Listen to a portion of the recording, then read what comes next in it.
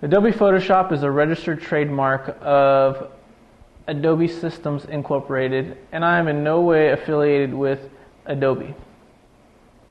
Okay, so now for this tutorial, I'm actually going to be talking about clicking the inverse button to inverse your selection so that everything else besides the tongue becomes black and white.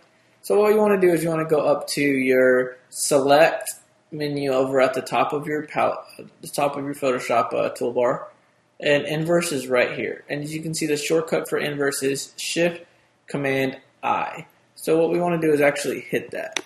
Shift Command I. And as you can see, there's a selection all the way around the whole box. And what this is doing for us is it's selecting everything but the tongue.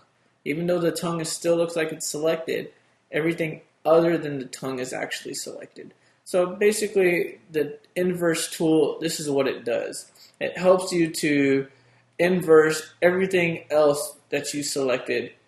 And it's a real simple and quick technique that is used, and not too many people use it, but for this color inverse thing, obviously it makes sense since it's called inverse. So we're going to move on to the next tutorial. I'm going to show you how to finish this one up.